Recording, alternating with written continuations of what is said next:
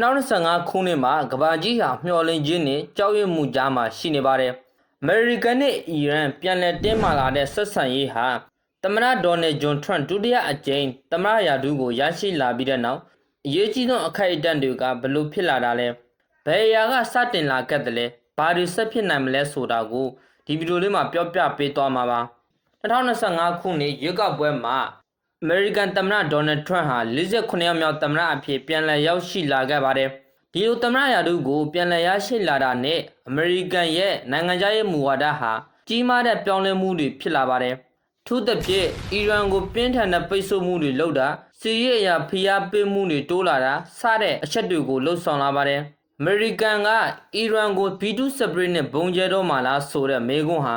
အခုတလောရေပန်းအစားဆုံးမေးခွန်းတစ်ခုဖြစ်နေပါတယ်။ဒီအကြောင်းအရာတွေကိုအရင်ဆုံးမပြောခင်ကျွန်တော်မိတ်ဆွေတွေကို B2 Spirit လေရင်ကဘယ်လိုပုံစံမျိုးလဲဆိုတာကိုအရင်ဆုံးသိဖို့လိုမယ်ထင်ပါတယ်။ B2 Spirit ဆိုတာကတော့အမေရိကန်နိုင်ငံရဲ့ကိုပြဘုံကျဲလေရင်ကြီးပဲဖြစ်ပါတယ်။ရေဒါမှာတော့မတွတ်နိုင်အောင်လှုပ်ထားတဲ့ဒီလေရင်ဟာ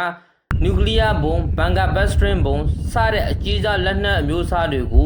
ုတည်ဆောင်နိုင်တဲ့ဘုံကျဲလေရင်တစ်စင်းပဲဖြစ်ပါတယ်။ B2 Spirit လေရင်တစ်စင်းတဲ့နဲ့ပင်တနိုင်ငံလုံးကိုဖျက်ဆီးနိုင်တဲ့ကောင်းကင်တဆစ်လေရင်တို့ရန်သူတွေကတတ်မှတ်ကြပါတယ်။အခုချိန်မှာတော့အမေရိကန်လေတပ်မှာ B2 အစင်း20လောက်သာရှိသေးပြီးတစ်စီးချင်းစီက2ဘီလီယံထိတန်ပါတယ်။ဒီလားဆိုရင် B2 လေရင်ရဲ့စွမ်းဆောင်ရည်တွေကိုကျွန်တော်မိတ်ဆွေတို့အနေနဲ့အကြမ်းမြင်သိလောက်မှထင်ပါတယ်။အမေရိကန်နဲ့အီရန်တို့ရဲ့တင်းမာမှုအကြောင်းကိုဆက်ပြီးလေ့လာလိုက်ရအောင်။အမေရိကန်နဲ့အီရန်တို့နှစ်နိုင်ငံကြားတဲ့ကဆယ်စုနှစ်များစွာကြာအောင်ပြည်ပခါများစွာရှိနေပြီးအဓိကတော့နျူကလ িয়ার ပရိုဂရမ်ပရိုစီစစ်ပွဲများအရေးပိတ်ဆို့မှုတွေကြောင့်ဒီနှစ်နိုင်ငံကြားထဲမှာပြဿနာတွေမကြာခဏဆိုသလိုဘီကြောက်တွေကတစကြတောက်လောင်လာပါတယ်2020ခုနှစ်မှာဆိုရင်တော့အမေရိကန်ကအီရန်နဲ့ဗိုလ်ချုပ်ကြီးတအုပ်ကို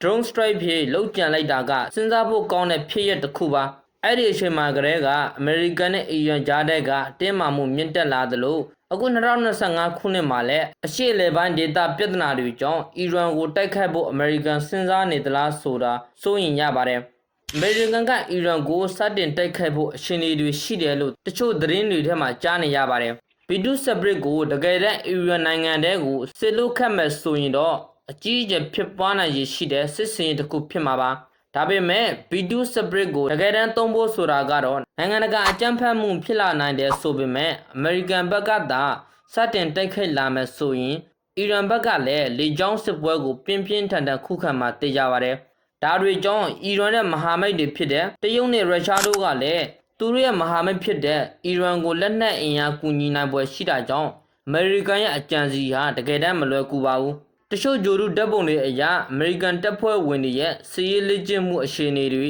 B2 Spirit လေယာဉ်ဟာ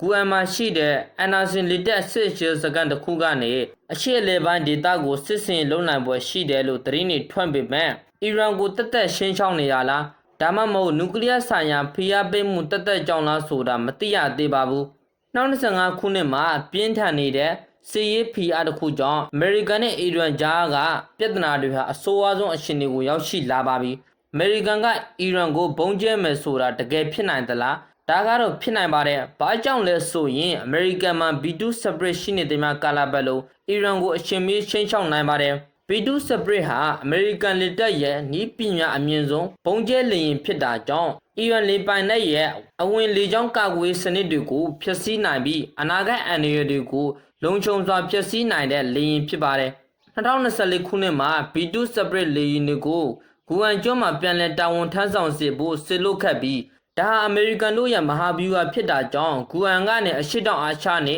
အရှေ့အလယ်ပိုင်းဒေသနယ်နိမိတ်တွေကတဆင့်အီရန်ကိုရှင်းရှင်းဆစ်လွတ်နိုင်တဲ့စစ်အခြေစစ်စကန်တစ်ခုဖြစ်ပါတယ်။ဒါဆိုရင်အမေရိကန်ကအီရန်ကိုဘာလို့ဒီလောက်ပိတ်ဆို့နေရတာပါလဲ။နောက်ဆုံးသတင်းတွေအရအီရန်မှာနျူကလ িয়ার လက်နက်ထုတ်လုပ်နိုင်ဖို့ယူရေနီယံတန့်စင်မှုဟာ90%အထိအောင်မြင်နေပြီးလို့ပညာရှင်တွေကခန့်မှန်းထားကြပါတယ်။ဒါပေမဲ့ပြည်တွင်းမှာထုတ်လုပ်မယ်ဆိုပေမဲ့ဒီပညာတစ်ခုခုရှို့ရင်းတာနဲ့ထိခိုက်ပျက်စီးမှုတွေကမလွဲမသွေဖြစ်နိုင်ပါတယ်။အီရန်ကိုအမေရိကန်ကသာဘုံကျဲမယ်ဆိုရင်အီရန်ပြည်သူတွေထိခိုက်ဒေဆုံးမှုများနိုင်ပါတယ်။အဲ့ဒီအတွက်အမေရိကန်တို့အနေနဲ့ကြည့်မယ်ဆိုရင် B2 Spirit လေယာဉ်ကပဲအီရန်ကိုကောင်းကောင်းကြီးရှေ့မုံတိုက်ခိုက်ဖို့ဖြစ်ချင်းချက်တစ်ခုပဲဖြစ်ပါတယ်။ တ တန်ဖြူတန်စင်နဲ့ပြုလုပ်ထားတဲ့မြေအောက်စက်ရုံတွေကိုချက်ချင်းဖျက်ဆီးနိုင်တဲ့တိကျမှုရှိပြီးရေဒါမှာမတွေ့နိုင်တဲ့ကိုပြောက်နီးပညာနဲ့မထင်မှန်ပဲဝင်ရောက်ဖျက်ဆီးနိုင်တာတို့ပြုလုပ်နိုင်ပါသေးတယ်။ကမ္ဘာပေါ်မှာဖြစ်နေတဲ့ပြဿနာတွေကြားကအမေရိကန်နဲ့အီရန်တင်းမာမှုကတာမန်မဟုတ်တဲ့ပြောင်းလဲမှုကြီးတစ်ခုဖြစ်လာနိုင်ပါတယ်။ငြိမ်းချမ်းရေးနဲ့စစ်ပွဲကြားမှာရင်ဆိုင်ရမယ့်အီရန်ဘက်ကတော့အမေရိကန်တို့ရဲ့တိုက်ခိုက်မှုကိုဘယ်လိုတုံ့ပြန်သွားမလဲဆိုတာကတော့ရန်ဆက်ဝင်စားဖို့ကောင်းပါတယ်။ဒီကိစ္စနဲ့ပတ်သက်ပြီးမိတ်ဆွေတို့ရဲ့အမြင်လေးကိုလည်း comment မှာရေးသားပေးနိုင်ပါတယ်။